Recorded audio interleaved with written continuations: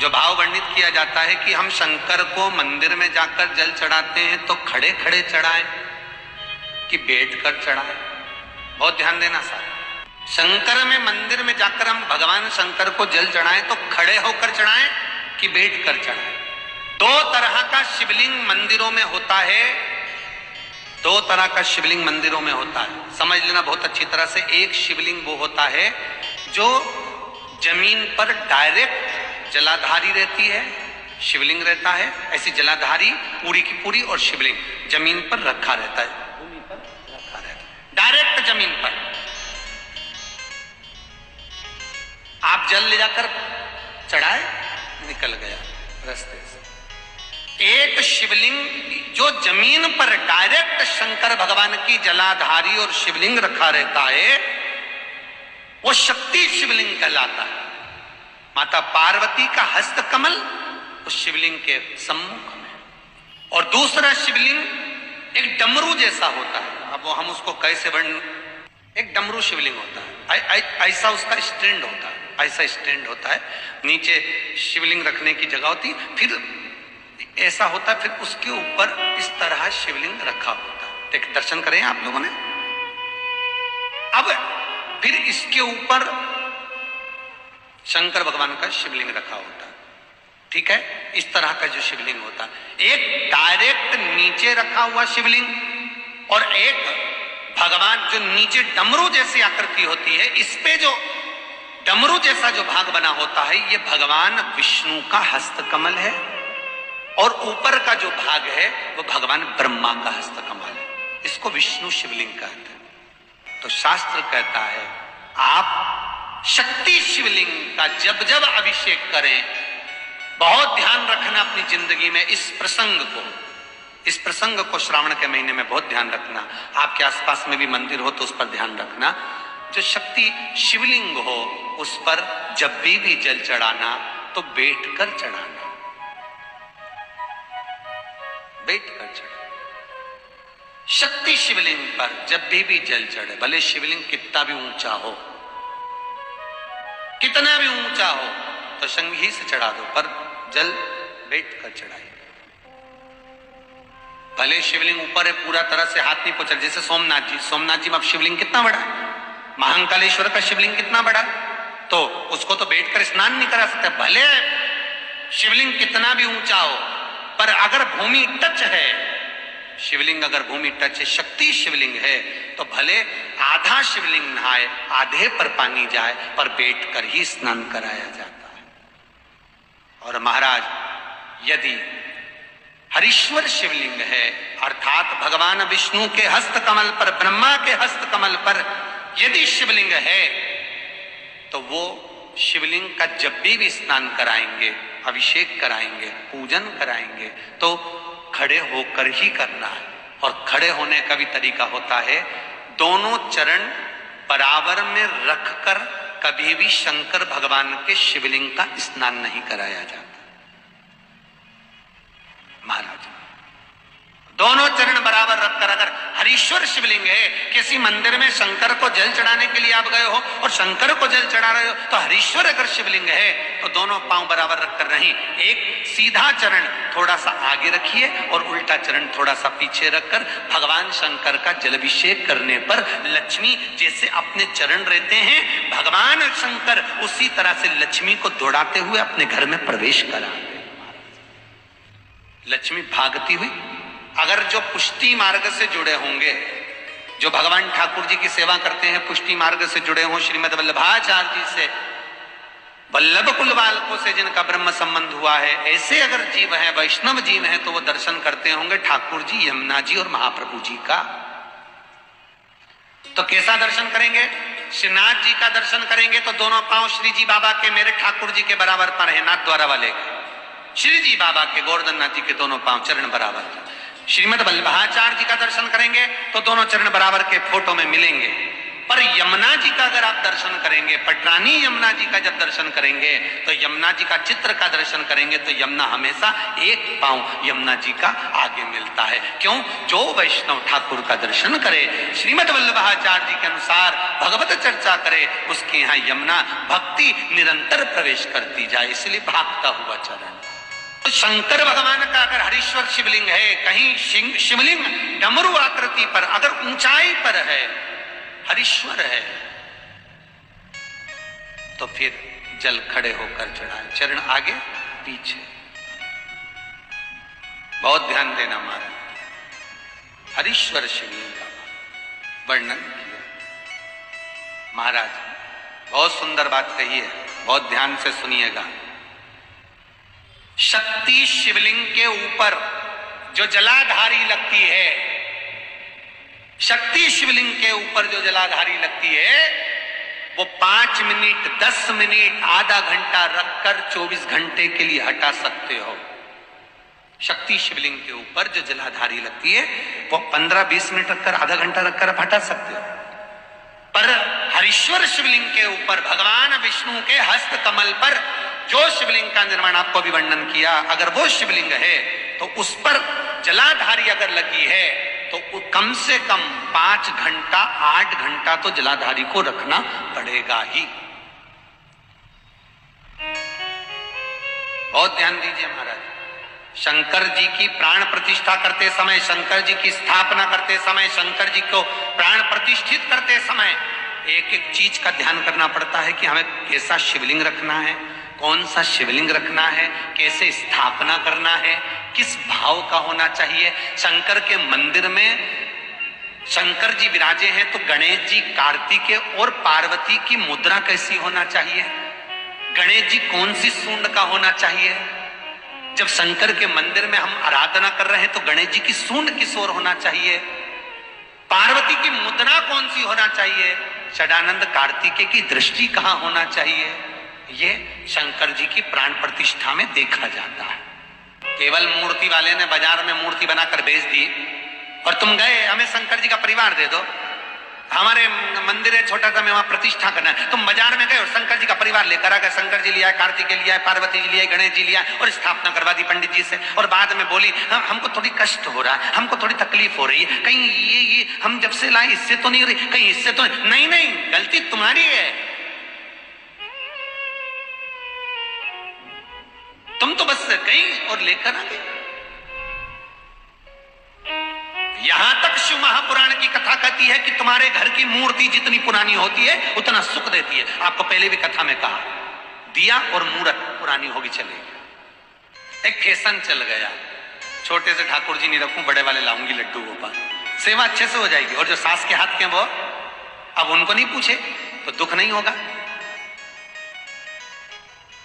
दुख तो होगा। महाराज,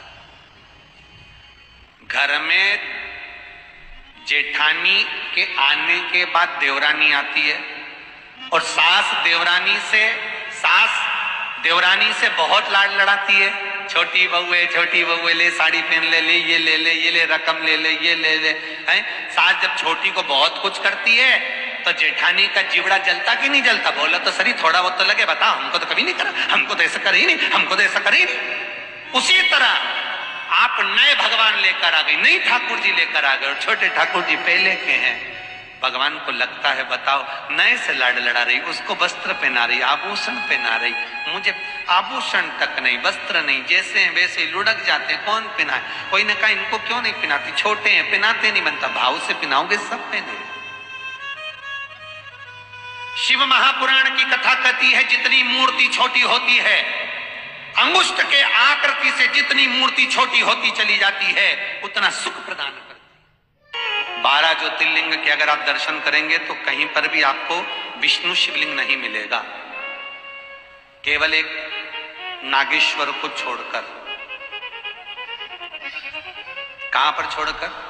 जम के बोलिए, केवल एक नागेश्वर। नागेश्वर को छोड़कर बाकी के जितने 12 ज्योतिर्लिंग में शिवलिंग के दर्शन करोगे, सब शक्ति शिवलिंग मिलेंगे, सब जमीन पर। आज भी कहते हैं जिस कन्या का विवाह नहीं हो रहा जिस लड़के की शादी नहीं हो रही हो, सोमवार की अष्टमी पड़ने पर एक लाल फूल चंदन में लगाकर जहां पर अशोक सुंदरी का स्थान है, उस अशोक सुंदरी वाले स्थान पर ले जाकर अगर सोमवार की अष्टमी पड़ने पर लड़का या लड़की जिसका विवाह नहीं होता वो चढ़ा देता है, मात्र 3 महीने में उसका विवाह पक्का हो जाता है। मात्र 3 महीने। अशोक सुंदरी का स्थान शिव भगवान के उस जलाधारी पर है। भगवान शंकर के मंदिर में गणेश का स्थान कहां है? कहा जहां से पानी नीचे की ओर गिरता है उस जलाधारी के सीधे हाथ पर गणेश जी बैठे हैं और उल्टे हाथ पर कार्तिकेय बैठे हैं। जहां पर शिवलिंग रखा है यह माता पार्वती जी की गोद है और जहां शिवलिंग की आकृति है ये स्वयं शंकर है। और उस शिवलिंग में एक जगह ऐसी है जहां पर शंकर भगवान की सबसे छोटी लड़की अशोक सुंदरी का निवास है। शिव जी की सबसे छोटी बेटी का नाम क्या है? अशोक सुंदरी। कहां? जहां से पानी नीचे गिरता है, चढ़ाने के बाद जहां पानी जाता है, पानी जाने वाले स्थान पर बीच में एक लाइन होती है मोटी सी गहरी सी, वो अशोक सुंदरी है। भगवान भोलेनाथ जी के जल तो चढ़ाओ पर घर का लाके चढ़ाओ, मंदिर का, और मंदिर का चढ़ाओ तो तुम जितना लोटा पानी चढ़ाओ उतना रुपया मत धरो। 58 लोटे का किराया, 58 पानी का, बिजली का बिल, तो पानी तुम्हारा। और कई कई तो इतने शरीफ बन के खूब लोटा भर के उठा के तुरंत पल्लू मल्लू ले लू आके हर हर महादेव। शंकर जी सोचे कैसा ढोंग कर रही, फालतू के प्रपंचे में लगी, और सोचे शंकर जी प्रसन्न हो जाएगा। ऐसे ही हो जाएगा फालतू का। मंदिर दूसरे का, लोटा दूसरे का, पानी दूसरे का, और खुदाई होता है किसी किसी को। तुम देखना आंवले के पेड़ की पूजन करने जाए, पीपल के पेड़ की पूजन करने जाए, थाली लगी लगाई मिल जाए, अपनी थाली तो छुए ही नहीं, दूसरे की थाली में से कंकु हल्दी चावल सब पीपल देवता के चढ़ा चुड़ू के, और जब तक बेचारी जिसकी थाली वो आए तो देखे तो लोटा में कहीं है ही नहीं। 3 दोष, वास्तु दोष, पितृदोष, काल सर्प दोष। पहले के जमाने में ये तीनों नहीं होते थे। क्यों? क्योंकि घर की माताएं घर के मटके में से पानी भर कर ले जाती थी। मटका पितरों का स्थान है, परिंदा पितरों का स्थान है, उसमें से पानी लिया, रसोई घर से निकली। रसोई घर मकान के केंद्र में होता था, पूरे वास्तु का केंद्र बिंदु रसोई घर होता है। उस रसोई घर में से जब पानी लेकर जाती थी तो पितरों के परिंदे में से लिया तो पितृदोष, और मकान में से लेकर जाती थी तो वास्तु दोष। शंकर जी को जब चढ़ाती थी तो ये दोनों दोष समाप्त रहा करते थे, उछलते नहीं थे, एकदम शांत होते थे। पर आज के जमाने में मंदिर का लोटा, मंदिर का शंकर, मंदिर का पानी, तो शंकर भगवान ने कहा इसलिए वास्तु दोष भी होगा और पितृदोष भी होगा, क्योंकि घर के परिंदे का, घर के मटके का पानी शिव के लिए नहीं आ रहा। अगर घर के परिंदे का पानी शिव को चढ़ाओगे, घर में से लेकर जाओगे, तो पितृदोष और वास्तु दोष दोनों समाप्त रहेंगे। क्योंकि वास्तु का देव कौन है? महादेव। भगवान शंकर के मंदिर में गणेश का स्थान कहां है? कहा जहां से पानी नीचे की ओर गिरता है उस जलाधारी के सीधे हाथ पर गणेश जी बैठे हैं और उल्टे हाथ पर कार्तिकेय बैठे हैं। जहां पर शिवलिंग रखा है यह माता पार्वती जी की गोद है, और जहां शिवलिंग की आकृति है ये स्वयं शंकर है। और उस शिवलिंग में एक जगह ऐसी है जहां पर शंकर भगवान की सबसे छोटी लड़की अशोक सुंदरी का निवास है। शिव जी की सबसे छोटी बेटी का नाम क्या है? अशोक सुंदरी। कहां? जहां से पानी नीचे गिरता है, चढ़ाने के बाद जहां पानी जाता है, पानी जाने वाले स्थान पर बीच में एक लाइन होती है मोटी सी गहरी सी, वो अशोक सुंदरी है। कि घर की वो 4 मर्यादा कौन सी है? जिस मर्यादा में नारी रहे तो उस घर में संपदा नहीं घटती, उस घर की संपदा को समाप्त नहीं किया जा सकता है। 4 मर्यादा माता लक्ष्मी, मां सरस्वती के सामने माता पार्वती जी से पूछ रही है। वो मर्यादा है कौन सी? जिस मर्यादा के बल पर एक जो घर बसता है, घर जो बसाया जाता है, उस घर में सुख, सौभाग्य, संपदा, सत्ता, वैभव, प्रतिष्ठा, यश कीर्ति, आरोग्यता, ये सब वहां रहे।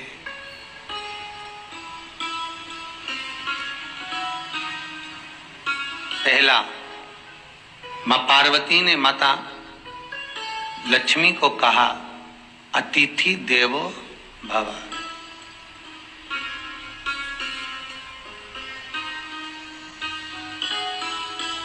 हमारे दरवाजे पर जब कोई अतिथि आए, हमारे दरवाजे पर कोई मेहमान आए, तो हम उसका आदर करें।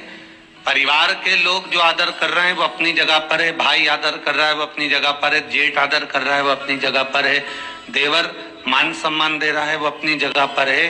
पर सबसे पहला सम्मान घर की स्त्री को अतिथि का करना चाहिए।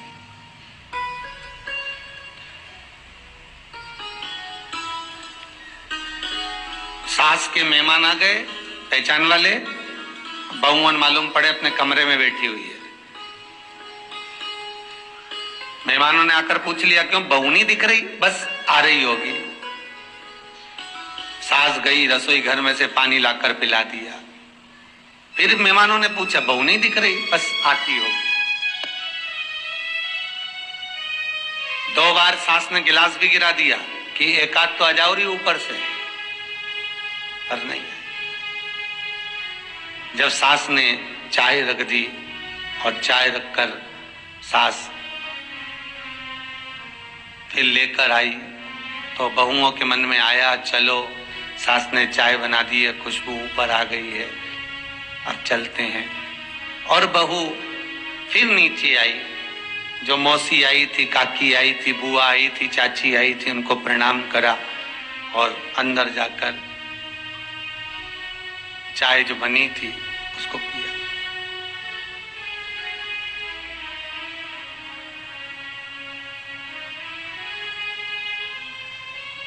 एक गरुड़ पुराण में लिखा है, 94 तरह के नरक में एक नरक है जो दरवाजे पर आए हुए अतिथि का सम्मान नहीं करता, उसको जल नहीं पिलाता, उसका मान सम्मान नहीं देता, उसका आतिथ्य नहीं देता, उसके लिए भी एक नरक रखा गया है।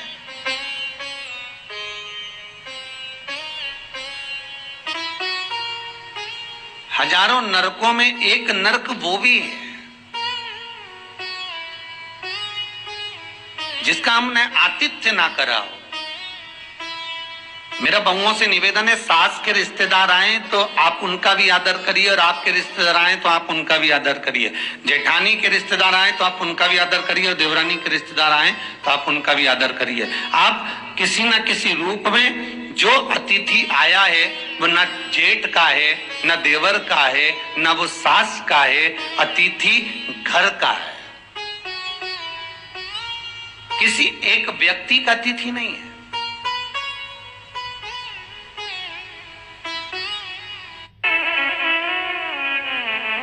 बड़ी बहू सोचे कि मैं घर की बड़ी, बड़े परिवार की, मेरे पास में बहुत धन दौलत, मैं काय को गिनूं किसी मेहमान को। छोटी बहू सोचे मैं काय को गिनूं, मंजिली सोचे मैं काय को गिनूं, संजिली सोचे मैं काय को गिनूं।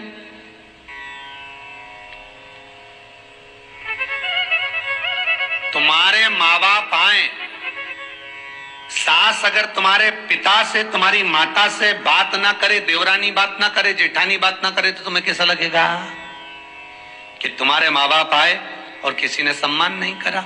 उसी तरह सास के रिश्तेदार आए, तुम सम्मान नहीं करोगी तो उसको कैसा लगेगा। फिर तुम्हारे घर के आए, वो सम्मान ना करे तो तुम्हें कैसा लगेगा। आतिथ्य, घर में कोई भी आए वो सबके लिए।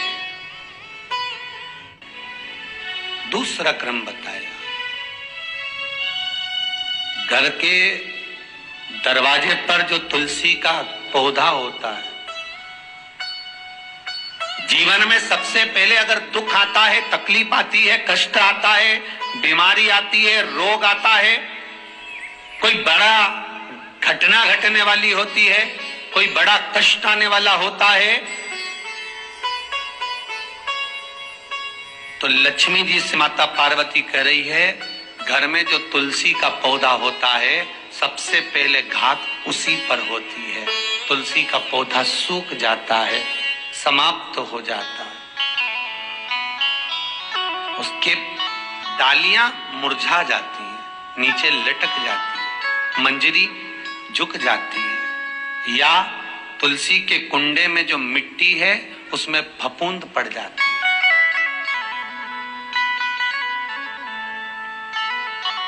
कितना सुंदर बात कही है महाराज। तुलसी के क्यारे में, पद्म पुराण, तुलसी के क्यारे में जो हम जल डालते हैं, वो जल हमने जब डाला और वो जल अगर नीचे गिर रहा है, उसका भी दोष वर्णन है महाराज, उसका भी दोष हमारे शास्त्रों में वर्णित किया गया। तुलसी के क्यारे में अगर जल डाल रहे हैं और वो जल जमीन पर बह रहा है, गिर रहा है, उसका भी दोष है। तुलसी के क्यारे में उतना ही जल दिया जाए जितनी मट्टी सोख ले, 2-4 8 बूंद पानी गिरे चल जाएगा। तुलसी के क्यारे में छिद्र रहता है, बूंद बूंद पानी टपक जाए वो चल जाएगा। पर तुमने तुलसी के क्यारे में जो जल भरा, लोटा भर भर के डाल दिया, और ऊपर से जो जल कुंडा भरा कर उलीच में से, अर्थात भराने के बाद जो नीचे गिर रहा है, वो दोषपूर्ण है महाराज, उसकी दोषता है।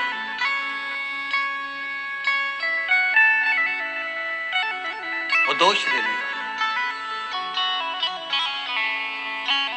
तो लक्ष्मी से माता पार्वती जी कह रही हैं कि दूसरा क्रम है घर में वैभव, लक्ष्मी, संपदा, प्रतिष्ठा, यश, आरोग्य को पाने के लिए तुलसी के क्यारे की आराधना, तुलसी के कुंड को नमन करना कर सकते। तीसरा क्रम कहा, घर में चाहे नल लगा हो, चाहे आरओ का प्लांट लगाओ, पानी का घर में छोटा छोटा आरओ प्लांट लगा लेता है, फिर भी घर के अंदर रसोई घर में एक छोटा सा मटका, मटका नहीं तो हंडा, हंडा नहीं तो बाल्टी, बाल्टी नहीं तो कलसा, पानी का भरा हुआ जो नारी रखती है, दूसरे दिन उस पानी को बाहर ढोल कर फिर वापस धोकर भर लेती है। मटका रोज धुलता है, हंडा रोज धुलता है, प्रतिदिन का। जितना जल उस पात्र में रहता है, भरता है, ऐसे ही घर में संपदा बढ़ती है। 3 क्रम बढ़ता है। चौथा, नारी के मस्तक पर जो चीर होता है, ये पूर्वज, इसी चीर से कथा प्रारंभ हुई थी और वहीं पर पहुंच गई।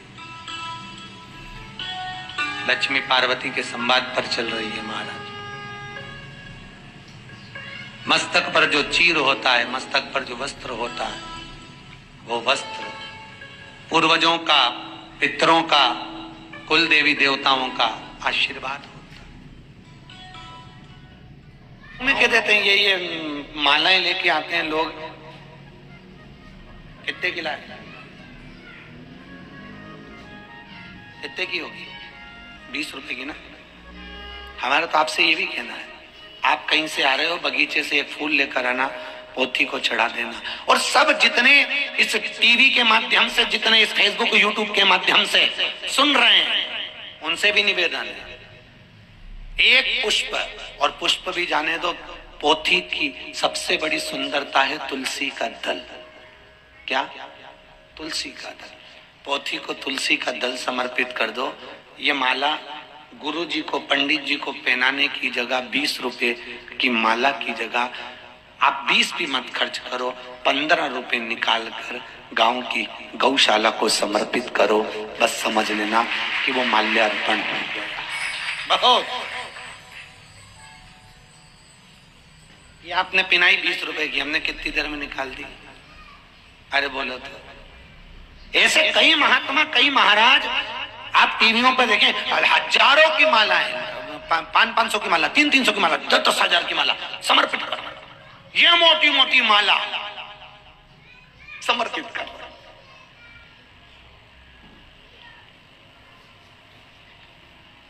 फिर वही बात आ गई, नेताओं को भी कितनी पिनाई जाती है। हजारों लाखों। पर वो तो नेता, वो केवल लेता ही लेता, कभी किसी को कुछ नहीं देता। उसी का नाम ही नेता, वो कभी नहीं देता। जहां उसका फायदा होगा वहां पर वो काम कर देगा कि यहां से मेरे को इस गौशाला से मुझको इतना चाहिए, तो गौशाला के लिए मैं गौ माता के लिए इतना दिलवा सकता हूं। बहुत गंदी राजनीति हो गई दादा। कैसे मुंडा दिखाएंगे ये मेरे को तो समझ में नहीं आ रहा है, क्या होगा इनका धर्म का। मत दीजिए किसी व्यासपीठ पर 20 रुपए की माला भी समर्पित मत करिए। आप तो तुलसी चढ़ाओ तो वो आपके भी काम आएगी, महाराज के भी काम आएगी औषधि के लिए। माला आप 20 रुपए की लाते हैं, वो 20 रुपए की जगह 15 रुपए गौशाला में समर्पित करो। गौ माता खाएगी, पेट भरेगा, उसका जीवन यापन होगा। गौशाला भी नहीं जा सकते तो उस 15 रुपए की 2-4 रोटी बनाकर किसी भूखे को भोजन करा दीजिए, किसी भूखे को। पर आज के जमाने में भिखारी भी छल कर रहा है, भिखारी भी छल कर रहा है।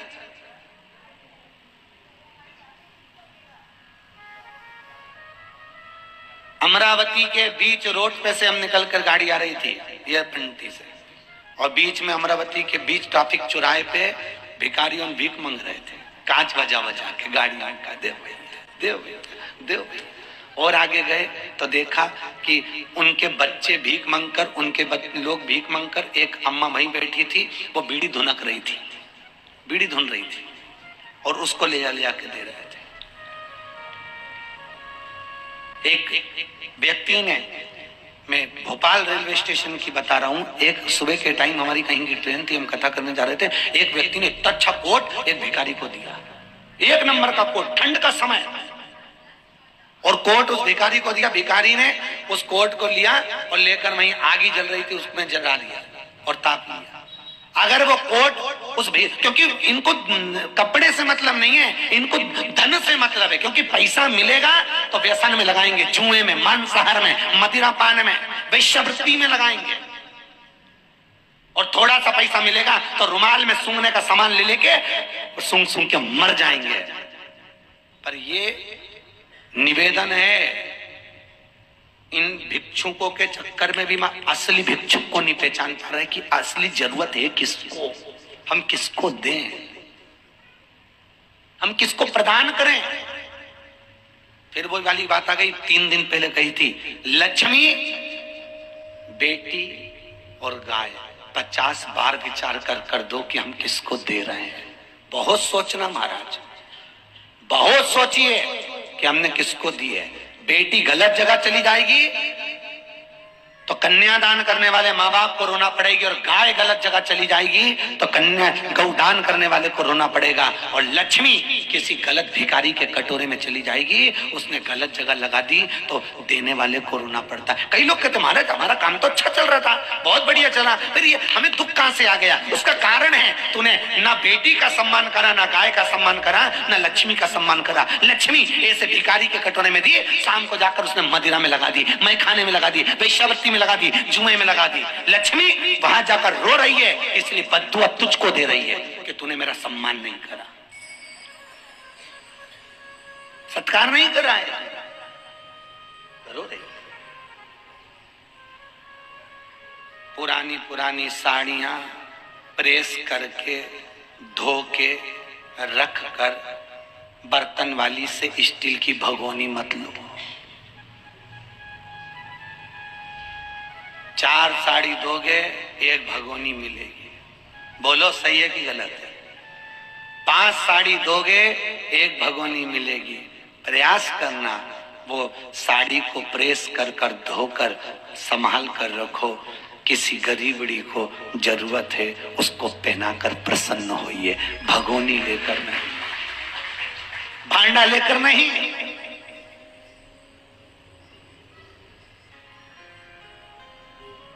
और प्रसन्नता, आनंद। हम लोग तीर्थ में साल में कथा करते हैं, मासी को मालूम है, जोशी जी भी यहाँ बैठे हैं, बलगांव वाले, उनको भी मालूम है। साल भर में एक कथा तीरथ में करने जाते हैं। पूरे सीहोर से, आसपास से बच्चों के कपड़े पुराने, साड़ियां पुरानी, पुराने पुराने कपड़े जो तुम नहीं पहनते हो, सड़ रहे हो, वो कपड़े हमको दे दो। क्यों? हम सारे कपड़े तीरथ में ले जाते हैं, रात को देखते हैं जिसको जरूरत पड़ती है ले जाके उनको पिना पिना कर आते हैं। आप पहन लीजिए, ये कपड़े आपके लिए। कोई नंगा है, कोई भूखा है, भोजन उसको दीजिए। खाए हुए को कितना भी खिला दो, बाद में जाके रोड पे कहेगा, हाँ इतना बड़ा सेठ था, ऐसा भोजन बनाया, भले खाया तुम्हारा और तुम्हारी बुराई करेगा। खिलाओ उसको जो भूखा हो, तो दुआ देता है, आशीर्वाद देता है कि तुमने मुझको आनंद सुख प्रदान करा है। हम तो ये तुम लोग भंडारा करते हो, हम तो इसके भी पक्ष में नहीं रहते। हम बिल्कुल पक्ष में नहीं है। हमारे पुराणों में हम भंडारे का बिल्कुल अनुमति नहीं देते। क्यों कर रहे हो भंडारा? किस लिए कर रहे हो भंडारा? आप तो सब अपने घर से अच्छे हो, बोलो अच्छे हो कि नहीं हो? अरे बोलिए, घर में 2 रोटी आप खा रहे हो, अच्छे हो, भगवान नारायण की कृपा है। ये भंडारा तुम्हारे लिए नहीं होना चाहिए। ये भंडारे का भोजन बनाइए। भंडारा तुम भले अपने लिए करे हो, अब की बार पर आगे से निवेदन है, गुड़ की थुली और लापसी बनवाओ, सब मेरे साथ मंगरू नाथ की गौशाला चलो, उन गायों को खिलाओ। भंडारा उनका होना चाहिए, भंडारा उनका हो। पूरी और सब्जी बनाओ, मेरे साथ चलो अनाथ आश्रम, पूरी और सब्जी उन अनाथों को खिलाओ। भंडारा उनका होना चाहिए। बनाओ पूरी और सब्जी, और जितने लोग कथा सुनने आए हैं कोई हलवाई नहीं लगाएगा। आप सब पूरी बेलो और महाराज कढ़ाई में से पूरी निकालेगा, और वो बनाओ। और फिर कहीं बस स्टैंड पर कोई भिखारू भिक्षुक मिले, अनाथ आश्रम में मिले, वृद्धाश्रम में मिले, अंधशाला में मिले, ऐसों को भोजन कराओ अपने हाथ की पूरी सब्जी का। भंडारा इसको कहते हैं। भंडारा ये नहीं जो खाया उसको खिला दिया। हम इसके पक्ष में नहीं है, हम बिल्कुल भी पक्ष नहीं। हम कभी नहीं, ये मासी तो बोली, हम जितने हमारे जजमान हैं हम उनको फोन करके बोलते हैं कथा के बाद भंडारा ना रखिए, और रखना है तो अनाथ आश्रम चाहिए, और चलो अनाथ आश्रम में, चलो वृद्धाश्रम में, चलो गौशाला में, भंडारा वहां करेंगे। और ये मासी बैठी है, 108 भागवत के समय पर भंडारा करा था। किसका करा था मासी? खड़े होकर बोले, इनको माइक दीजिए, इनको ये बताएंगे भंडारा करा था, किसका करा था। सीहोर की 108 भागवत में, ऐतिहासिक भागवत हुई थी 1999 2 में। जय श्री कृष्ण। सीहोर में बहुत बड़ा यज्ञ किया था 7 दिन का, और उसमें गायों को बुला कर और गायों लापसी बनाकर, उनको जिमाकर, उनको साड़ी ओढ़ाकर, जो गाय लाया था उसको 50 रुपए देकर उसको महाराज ने विदा किया। मैं खुद उस यज्ञ में बैठी थी महाराज के, और वो भंडारा इन्होंने उसी तरह किया था। पूरे सीहोर की जितनी रोडों पे गाय फिर रही थी, सारी गायों को बुलवाया, लाइए गाय, और साथ में एक निवेदन भी करा कि गाय जो लाएगा उसको 50 रुपए दिए जाएगा, क्योंकि गाय कोई पकड़ने को तैयार नहीं, लाने को तैयार नहीं, भोजन कराने को तैयार नहीं। आप लाओ, आपको 50 रुपए मिलेगा। 50 रुपए के चक्कर में 1500 गाय इकट्ठी हुई थी महाराज। कितनी गाय? 1500 गाय। वो 50 के चक्कर में इकट्ठी हो गई। एक साड़ी ओढ़ाई गौ माता को, जजमानों से कहा दीजिए, और भोजन कराया। पूरी, चावल, लापसी, खीर, मालपुए गौ माता को परोसे गए, और गौ माता ने जो खाया और वो गई, ऐसी प्रसन्नता हुई कि जीवन में इसको कहते हैं भंडारा। क्या अपन तो खाते ही रहते हैं, खिलाया उसको जाए जिसको जरूरत है महाराज, जिसको जरूरत है खाए वो।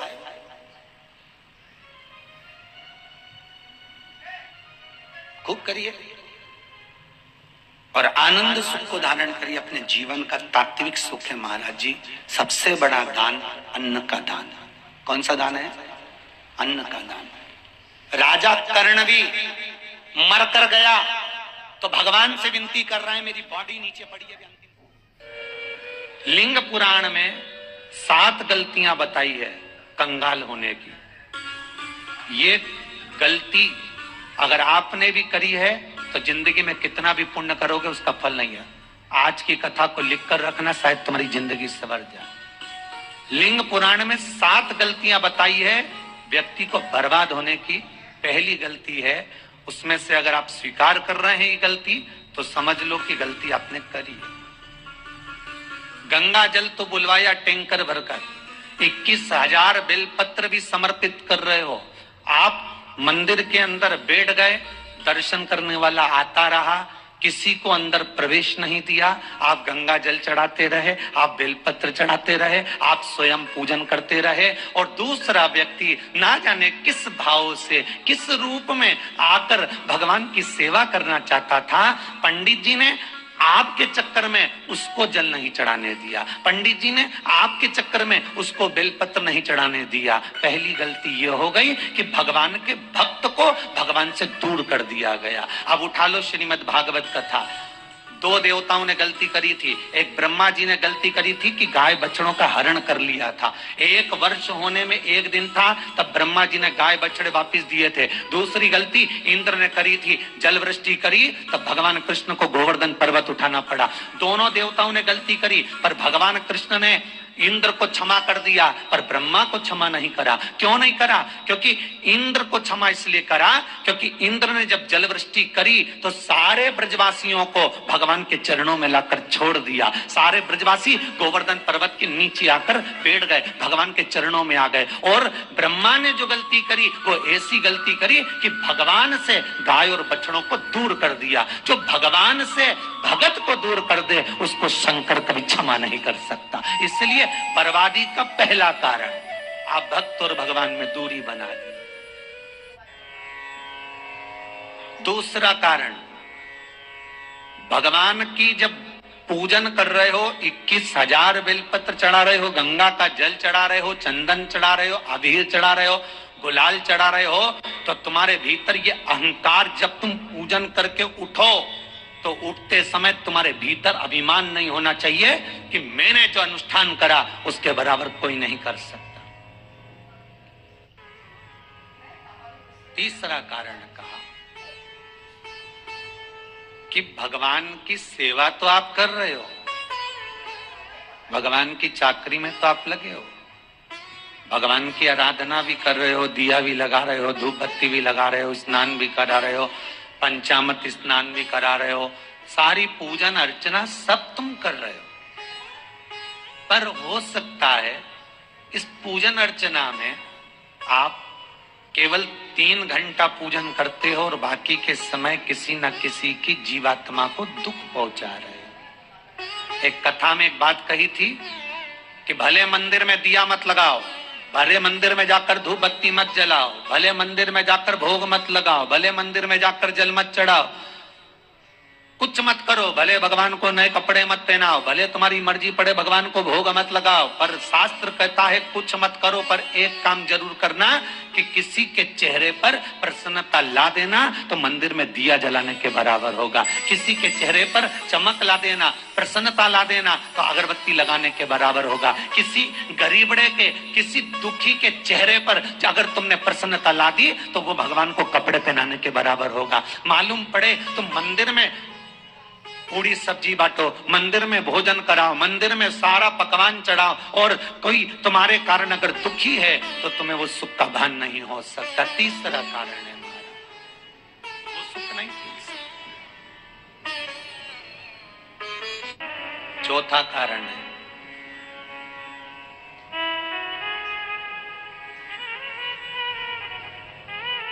महाराज, जिस मंत्र को पढ़ा जा रहा है, जिस मंत्र का स्मरण किया जा रहा है,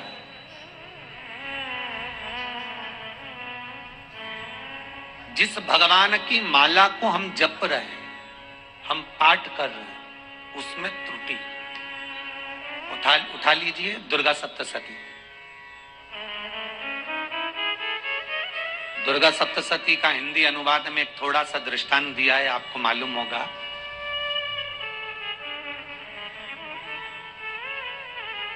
एक जजमान सप्तशती का पाठ कराते थे नवरात्रे में। नवरात्रे पूरे होते थे और उनकी पत्नी मर जाती थी। सप्तशती के अंदर लिखा है, बहुत ध्यान से सुनिएगा। दुर्गा सप्तशती का पाठ कराते थे और पत्नी नवरात्रे के बाद 4 महीना 3 महीने के बाद मर जाती थी। बहुत दुखी था सेठ। एक शादी करी, दूसरी करी, तीसरी करी, चौथी करी, चौथी पत्नी भी मर गई। बहुत दुख हुआ। आज वो गुरुजी के पास चले गया, गुरुदेव, गुरुजी, गुरुदेव, गुरुदेव। गुरुजी बोले क्या हो गया? सेठ जी बहुत दिनों के बाद आ रहे हो, क्या बात है गुरुदेव?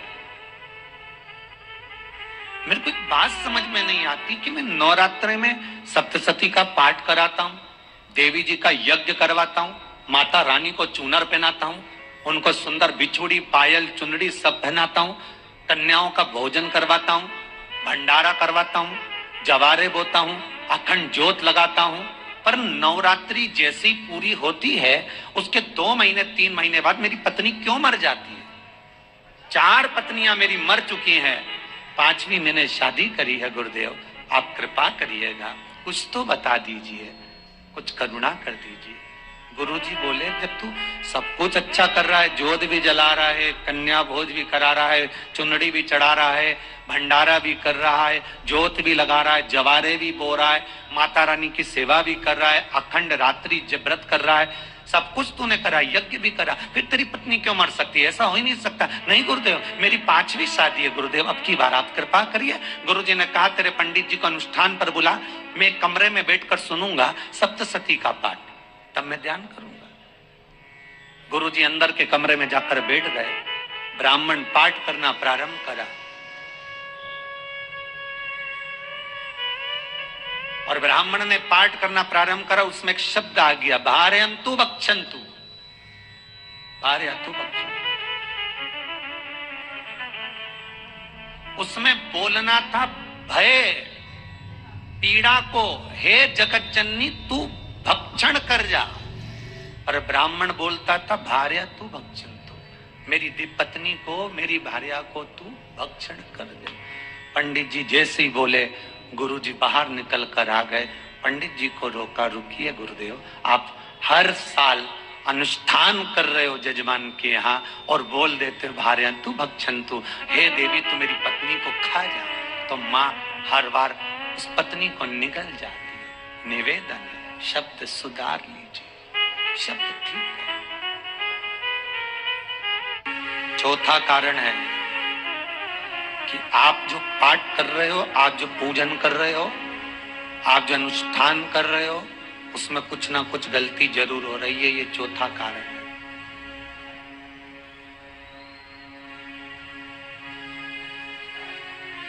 एक बार पूरे घर के लोगों को बिठाओ, अपने घर के लोगों को, मम्मी से पूछना मम्मी तुम कौन कौन सा पाठ करती हो? एक बार मम्मी से पूछना, फिर एक बार पापा से पूछना, पापा आप कौन कौन सा पाठ करते हैं सुबह? फिर बहू से पूछना, भाभी आप कौन कौन सा पाठ करती हो? फिर छोटी दुल्हन से पूछना, छोटी दुल्हन तुम कौन कौन सा पाठ करती हो? भैया आप कौन कौन सा पाठ करते हो? आप कौन कौन सा पाठ करते हो? पूछना। जब घर के अंदर बड़ी बहू अलग तरह का पाठ कर रही है, छोटी बहू अलग तरह का पाठ कर रही है, मंजली बहू अलग तरह का पाठ कर रही है, माँ अलग तरह का पाठ कर रही है, पति अलग तरह का पाठ कर रहा है, तो उसका जो प्रभाव है, कौन सी चीज कहां टकरा रही है, जिसके कारण घर में रोग इतना है कि कोई सही होने वाला ही नहीं है।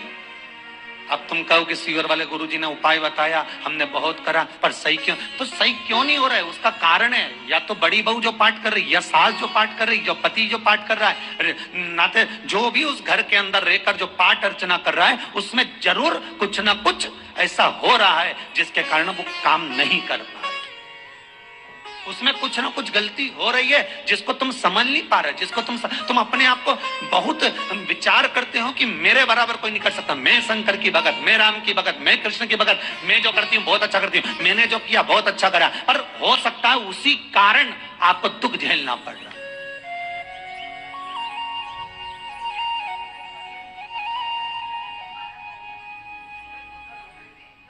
उसी के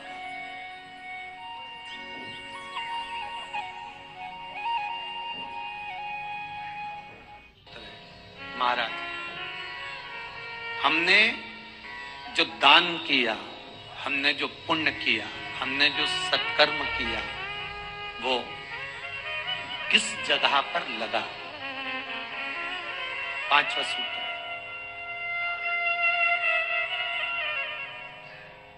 जो आप दान कर रहे हो, जो आप पुण्य कर रहे हो, सत्कर्म कर रहे हो, वो किस जगह पर लगा? ये पांचवा सूत्र। फिर निवेदन करेंगे, गाय, बेटी और लक्ष्मी 50 बार विचार करना, तब किसी को देना। बेटी किसी ऐसे को मत ब्याह देना जो जुआ खेलता हो, मदिरापान करता हो, मांसाहार करता हो, वेश्यावृत्ति करता हो। वो बेटी का सम्मान नहीं करेगा। बेटी रोएगी तो कन्यादान करने वाले को रोना पड़ेगा। दूसरे नंबर पर गौ माता, गाय ऐसे ब्राह्मण को दान मत देना कि ब्राह्मण के घर में खुद रहने की जगह नहीं और गाय को ले जाकर तुमने दे दिया और उस ब्राह्मण ने जब तक दूध दिया बांध कर रखा, एक तगाड़ी बाल्टी साड़ी के चक्कर में ले लिया, सोने के सींग के चक्कर में ले लिया और बाद में वही गाय कसाई के हाथ में बिक गई और कसाई ने काटा तो बद्दुआ तुमको लगी। बेटी, गाय और लक्ष्मी, पैसा भी किसी ऐसे भिखारी के कटोरे में मत दान देना कि जिसने ले जाकर मदिरापान में लगा दिया, जुए में लगा दिया, वेश्यावृत्ति में लगा दिया। अगर जिस भिखारी के कटोरे में पैसा दिया उसने शाम को ले जाकर मदिरापान में, जुए में लगा दिया, तो लक्ष्मी रोती है कि तूने मुझे गलत जगह पर दिया है, इसलिए अब तुझे रोना पड़ेगा। तब व्यक्ति को रोना पड़ता है, फिर व्यक्ति रोता है। गाय, बेटी और लक्ष्मी 50 बार विचार करो, क्या सही जगह पर दे रहे हो? और अच्छी जगह पर दोगे तो संपदा भी बढ़ती है, सुख आता है। अगर बेटी सुखी रहेगी तो मायके के लोग सुखी रहेंगे, गौ माता सुखी रहेगी तो संसार सुखी रहेगा। और आपने जो धन दिया, आपने जो पैसा दिया किसी भिखारी के कटोरे में, अगर उसने गलत जगह पर लगाया तो रोना तुमको पड़ेगा। किसी आजकल के भिक्षुकों को अगर रोटी दे दो तो लेते ही नहीं, आटा दो तो नहीं लेते।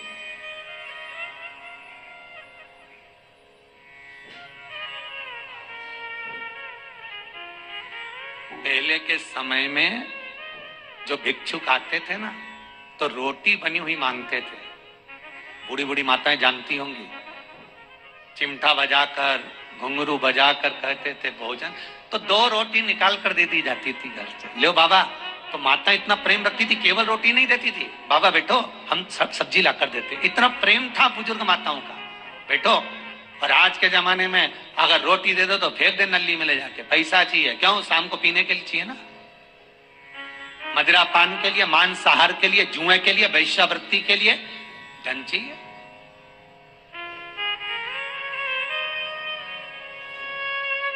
भोपाल के और इंदौर का राजवाड़ा चौराया और भोपाल का लाल घाटी चौराया, इन दोनों चौराहे पर इतने से बच्चे लोग भीख मांगते हैं और उनकी माताएं और उनके पिता रोड के किनारे पर चिलम लगाते बैठे रहते हैं, पांव लंबे करके पड़े हैं और ये कमा कमा के उनको दे रहे हैं। और धन्य है ऐसे लोग जो उनको दान भी दे देते हैं। जिसको जरूरत है उस तक कुछ नहीं पहुंचता। अभी भी 4-6 महीने लॉकडाउन चला, जिसको जरूरत थी एक रोटी की उस तक कुछ नहीं पहुंचा, और जिसके पास में पहले से भरा हुआ था उसने और ले जाके भर लिया। जिसको जरूरत थी उस तक नहीं पहुंचा। अभी ठंड आ रही है, बहुत सारी संस्थाएं कम्बल बांटेगी। रेलवे स्टेशन पे लोगों को कम्बल ओढ़ा रहे हैं, कोई सो रहा है जमीन पर उसको कम्बल ओढ़ा रहा है, बस स्टैंड पे चले गए कोई रोड पे सो रहा है कम्बल ओढ़ा रहा है, तो इतना बड़ा नाम चलेगा कि उन्हें कम्बल ओढ़ा है, कम्बल ओढ़ा है, कम्बल ओढ़ा है। और वो कम्बल जिसको ओढ़ाया वो दूसरे दिन जाकर कपड़े की दुकान पर बेच के आ गया, 200 रुपए लिया है, रात को पीकर फिर सो गया, क्योंकि फिर कहीं कहाँ आएगा, फिर उड़ा के चले जाएगा। क्योंकि इन्होंने तो ये करके रखा है कि नाम कमाना है तो कम्बल उड़ाए जाओ। जिसको जरूरत है वहां तक सामान नहीं पहुंचता भाई, जिसको जरूरत है वहां तक सामग्री नहीं पहुंचती भाई। आपने दिया और उन्होंने ले जाकर बेच दिया, और फिर सोचते हो कि मैंने तो पुण्य करा है।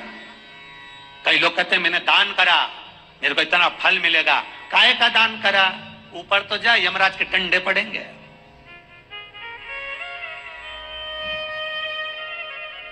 रेल में, ट्रेन में आप बैठ जाओ, रिजर्वेशन कोच में, छोटे छोटे लड़के आते हैं, अपना कपड़ा उतारते हैं।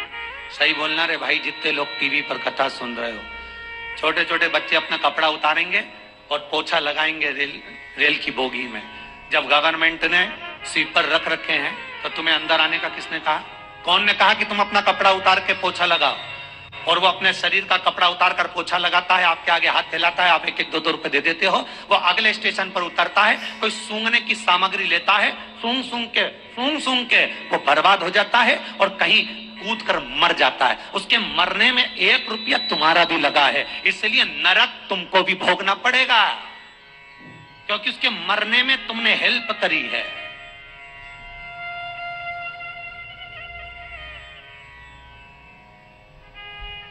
तुमने तो रुपया दिया था भोजन करने के लिए, उसने कोई सूंघने की सामग्री ले ली और सूंघ सूंघ के नशे में मर गया।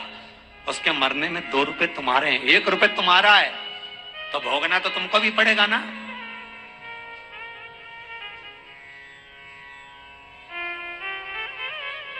कहीं अच्छी जगह लगाओ, सत्कर्म की ओर लगाओ, तो सुख का आनंद कुछ और ही होगा,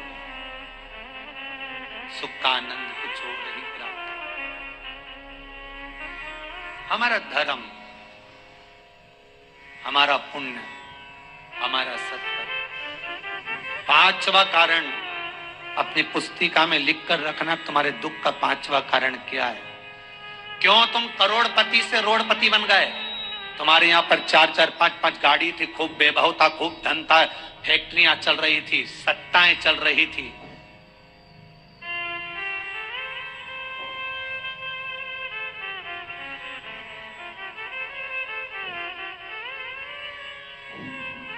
खूब सत्ताएं थी, खूब वैभव था, खूब धन था, पर कुछ भी नहीं, सब धरा की धरा रह गया। सारा कोई वैभव बचा ही नहीं, कोई वैभव। एक हमारे सेंधवा के भगत हैं महाराज, बड़े भावपूर्ण भगत।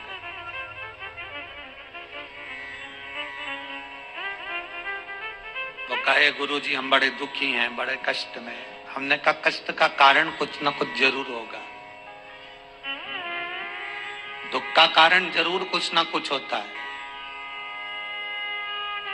कहने लगे गुरुजी हमारी तो जीनिंग चलती थी, खूब फैक्ट्रियां चलती थी, इतना जीनिंग फैक्ट्रियां थी, इतना चलता था।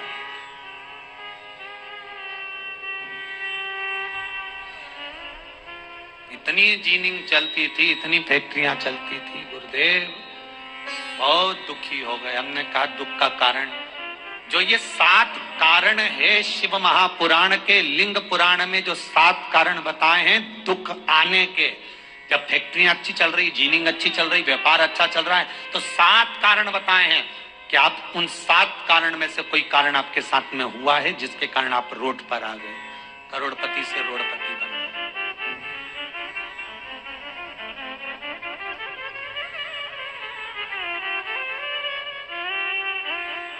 कभी कभी नगर में, गांव में सभी का व्यापार एक साथ समाप्त हो जाता है। कभी कभी गांव में, नगर में सबका व्यापार एक साथ समाप्त हो जाता है, सबका व्यापार एक साथ ही खल्लास हो जाता है, समाप्त, सभी कर्जे में हो जाते हैं। तो समझ लेना कि उस गांव के खेड़े का देव महादेव, उस गांव का खेड़ापति भगवान शंकर, उस गांव का शिव जरूर रुष्ट हुआ है, जरूर रुष्ट। उसको मनाने का प्रयास करो जिससे अपनी नगर, अपना गांव फिर उन्नति की सीढ़ी पर चढ़ जाए। 5वां कारण मंत्र जाप, अर्थात तुम्हारा फिर निवेदन, गाय, बेटी और लक्ष्मी 50 बार विचार करना, तब देना, नहीं तो मत दे, मत दीजिए।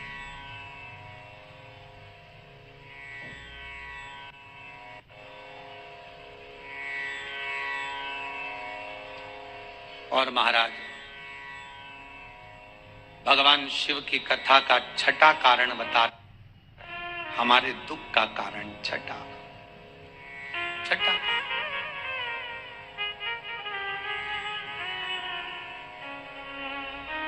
आदर सम्मान में कमी। घर के जो बड़े हैं, घर के जो बुजुर्ग हैं, घर के जो आदरणीय हैं, उनका सम्मान नहीं कर पाए। सुंदर कहा, जिस घर में माँ बाप की इज्जत नहीं होती, उस घर में देखना कभी बरकत नहीं होती।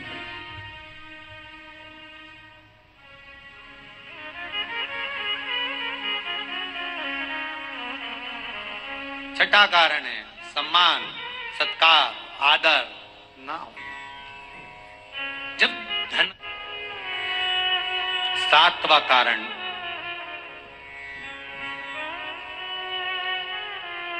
ये अंतिम कारण है। जितने लोग कर्जे में, लदालू में, जितने लोग दुखी हैं, जितने लोग तकलीफ में, आज की कथा को बहुत दिल से सुनना, अपनी गलती को जरूर छांटना। मुझे विश्वास है मेरा भोलेनाथ, आप अगर गलती को स्वीकार कर लोगे तो शंकर वापिस आपको करोड़पति बना देगा, लखपति बना देगा। शंकर आपके भंडार फिर भर देगा। 7 कारण में से अपनी गलती को जरूर छांटना। साहब की आपने गलती कौन सी करी, और अपनी गलती को छांट ले, यही सबसे बड़ी बात है ना। लोग सुनने के बाद भी नहीं छाटेंगे। नहीं, मैंने तो कुछ करा ही नहीं, मैं तो कुछ कर ही नहीं, बस मैं ही तो है। हरी जगदम्बा, वो मैं ही फंसा है बीच में।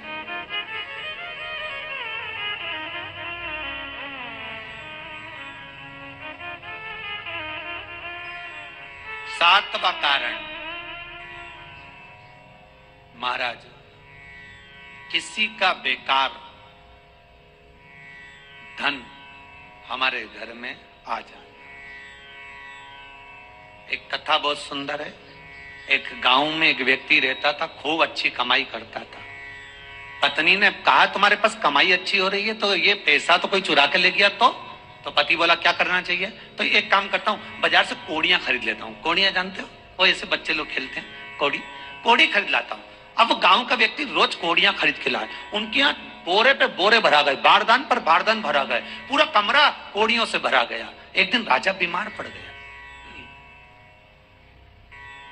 राजा बीमार पड़ा तो राजा को वेदों ने, डॉक्टरों ने कह दिया, इसका एक ही इलाज है, कोड़ियां लाई जाए, कोड़ियों को जलाकर राख बनाई जाए, वो राख राजा के शरीर पर मली जाए।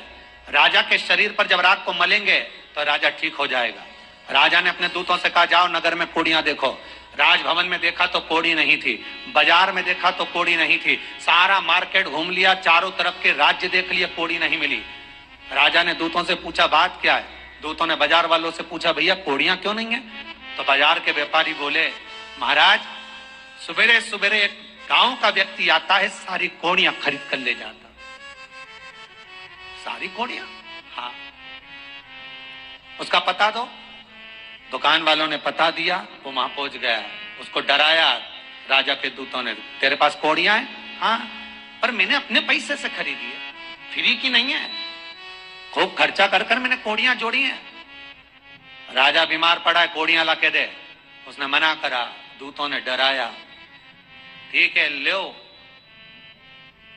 उन्होंने बारदान खोल लिया, झोला खोल लिया, बैग खोल लिया।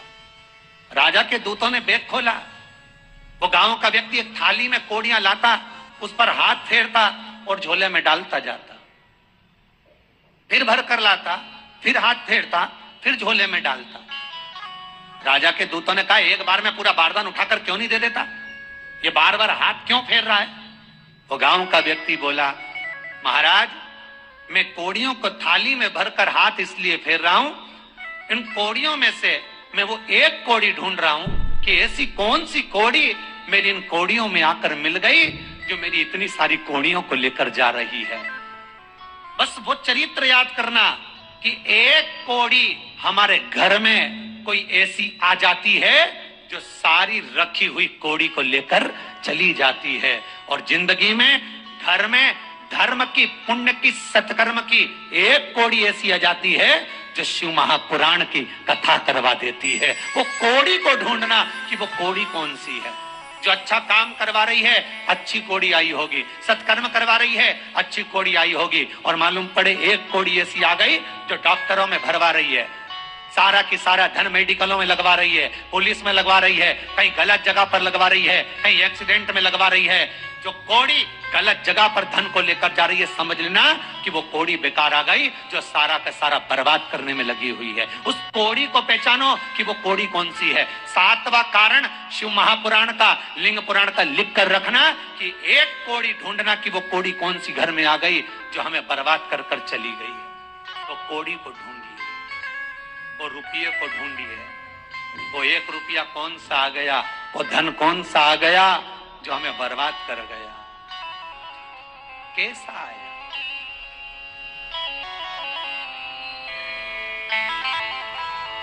धन कौन सा आ गया ऐसा जो हमें बर्बाद कर दे।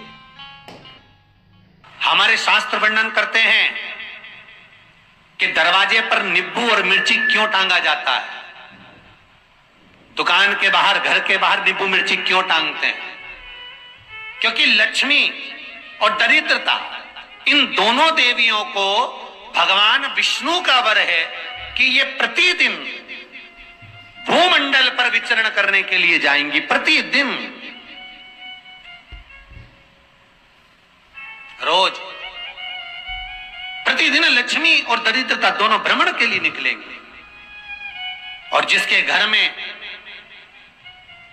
मिष्ठान रखा होगा उसके घर में लक्ष्मी मीठा खाने के लिए अंदर प्रवेश कर जाती है।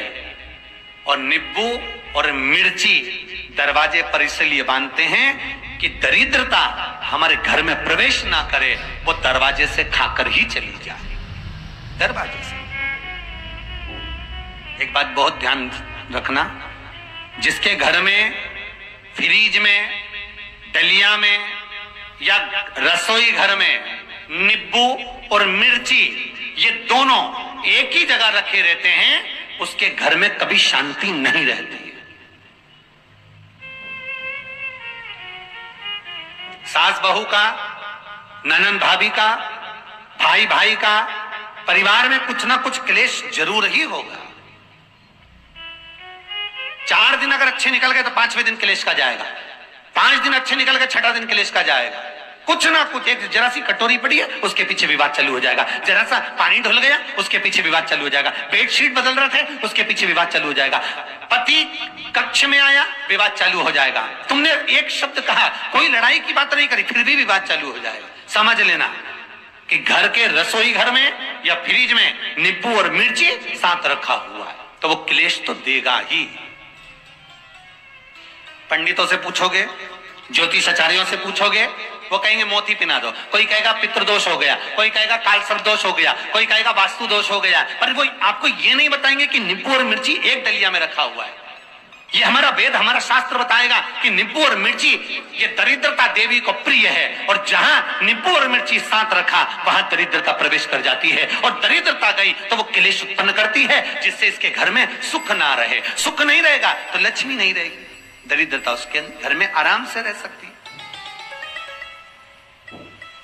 अब बहुएं कहीं किसी से पूछ रही, सास किसी से पूछ रही, हमारे घर में शांति नहीं, हमारी बहू बहुत अच्छी थी पहले, बहुत क्लेश करती है, हमारी सास बहुत अच्छी थी, बहुत क्लेश करती है। घर में विवाद इतना ज्यादा होता है गुरुजी, जरा सी बात के पीछे विवाद होगा इतना बड़ा फैल जाएगा, पति पत्नी में जरा सी बात होगी इतना बड़ा फैलाना हो जाएगा, बच्चों को थोड़ा सा समझाओ इतना बड़ा फैलाना हो जाएगा। कारण क्या है? उसका कारण है तुम्हारे घर में जरूर एक डलिया के अंदर नींबू और मिर्ची या फ्रिज के एक बॉक्स के अंदर नींबू और मिर्ची रखा हुआ है, उसका क्लेश तुम्हारे यहां रहेगा ही, सदा रहेगा। इसलिए महाराज नींबू मिर्ची दरवाजे पर टांगा जाता है, बाहर संग नहीं, बाहर जाए। एक बात बहुत सुंदर है, जैसे दूध और दही दोनों एक ही झोले में, एक ही बैग में, एक कैरी बैग के अंदर दूध और दही अलग अलग पॉलिथीन में बंधे हुए हैं, अलग अलग डोलची में, अलग अलग डब्बे में रखे हुए हैं।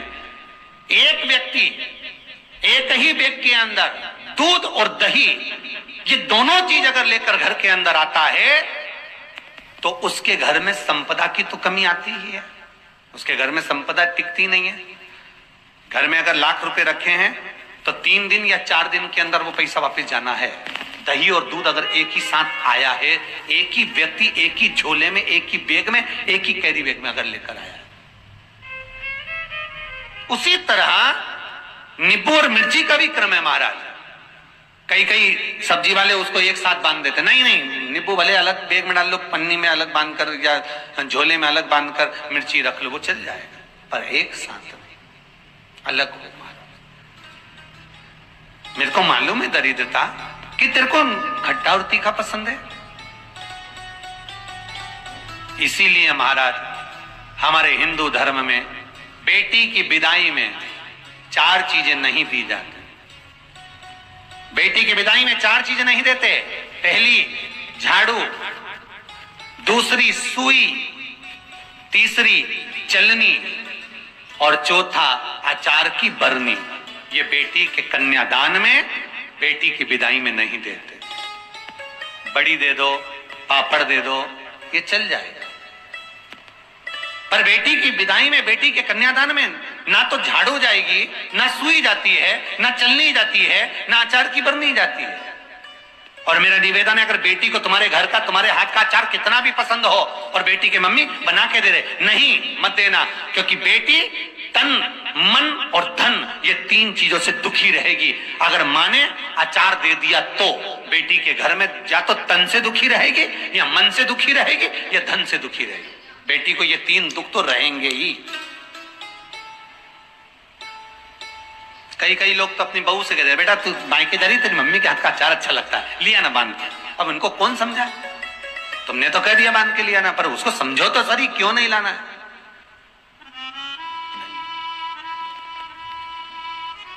महाराज दरिद्रता देवी को क्रोध आ गया, लक्ष्मी जी के साथ नारायण जाने लगे तो लक्ष्मी जी बोली, रुको प्रभु, मेरी बहन पीपल के पेड़ के नीचे बैठी है, आप कृपा करो। भगवान विष्णु ने कहा, सुनो लक्ष्मी, लक्ष्मी और नारायण इस पीपल के वृक्ष के नीचे आकर दरिद्रता देवी से मिले हैं। 7 दिन तक पूरे सप्ताह पीपल के वृक्ष के नीचे लक्ष्मी और नारायण का वासा होगा। जो पीपल के वृक्ष के नीचे आकर दीप जलाएगा, पूजन करेगा, पाठ करेगा, उसको संपदा की प्राप्ति होगी। इतने में दरिद्रता देवी खड़ी हो गई और दरिद्रता ने कहा, वाह नारायण वाह, क्या बात है आपकी, पीपल के वृक्ष के नीचे तुम मिलने के लिए आए, मैं तो पहले से बैठी थी। 7 दिन तुमने अपने कर लिए, इसमें 1 दिन मेरा होगा। भगवान ने कहा, कौन सा? तब दरिद्रता देवी कहती है, रविवार का दिन पीपल के वृक्ष के नीचे ये दरिद्रता देवी विराजमान रहेगी। अगर रविवार के दिन कोई पीपल के वृक्ष के नीचे आएगा तो उसके साथ दरिद्रता देवी उसके घर में प्रवेश करेगी। इसलिए शास्त्र रीति में भगवान विष्णु ने उसी समय पलटवार करते हुए कह दिया, अरे ओ दरिद्रता सुन, पीपल के वृक्ष के नीचे अगर कोई रविवार को आया और कोई पूजन की सामग्री लेकर आया, हाथ में कुछ ना कुछ उसके हुआ, खाली हाथ आया, तो तू उसके घर में प्रवेश करेगी, और अगर भरा हुआ हाथ रहा तो तू उसके यहां प्रवेश नहीं कर सकती। ठीक है प्रभु, वचन दे दिया भगवान ने। इतने में दरिद्रता देवी भगवान विष्णु से बोली, प्रभु सारे देवताओं के पीछे अधर्म बैठा हुआ है,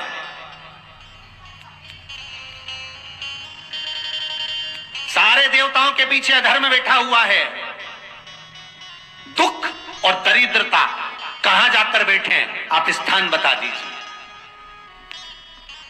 आपको अब भी कहा कथा में कि देवताओं के पीछे, देवियों के पीछे, पीठ के भाग में अधर्म का निवास है, आगे धर्म का निवास है। इसलिए मंदिर में अग्रण्य प्रणाम करना चाहिए, आगे की पीछे नहीं। दरिद्रता देवी कहती है ये दरिद्रता और दुख कहां जाकर बैठेंगे, आप वर दीजिए। भगवान विष्णु ने कहा ये भी तेरे लिए है, तू लक्ष्मी की बहन है, मांग ले, तुझे कहां बैठना है, कहां रहना है। दरिद्रता देवी कहती है जिस घर में स्त्री दोपहर में सोती होगी उसके घर में दुख और दरिद्रता दोनों जाएंगे।